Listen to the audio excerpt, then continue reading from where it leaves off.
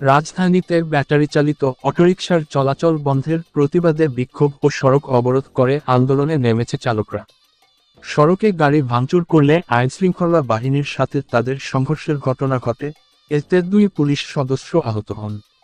আজ বুধবার 20 নভেম্বর দুপুরের দিকে রাজধানীর দয়াগঞ্জ মোড়ে অটোরিকশার চালকরা সড়ক অবরোধ করে বিক্ষোভ শুরু করেন।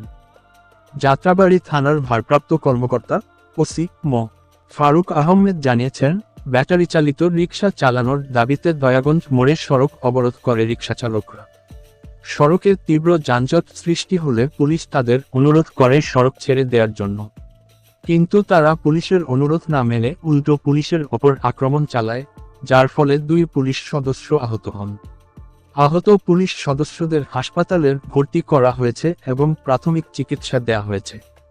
ওসি আরও বলেন, বর্তমানে বেলা 1টা, সড়ক অবরোধ উঠে গেছে। পরিস্থিতি এখন নিয়ন্ত্রণে রয়েছে এবং ওই এলাকায় অতিরিক্ত পুলিশ মোতায়েন করা হয়েছে। এ ঘটনায় আরও একটি গুরুত্বপূর্ণ বিষয় উঠে আসে।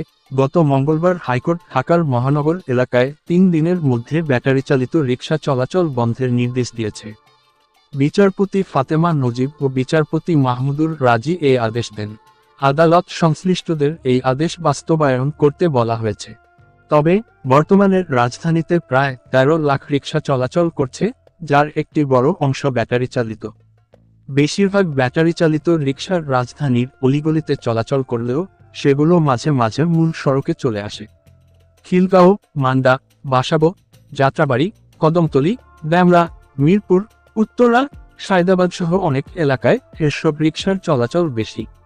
যদিও ঢাকার 2 সিটি কর্পোরেশন বেশ কিছু অভিযান চালালেও এসব অবৈধ রিকশার দৌরাত্ম্য থামছে না।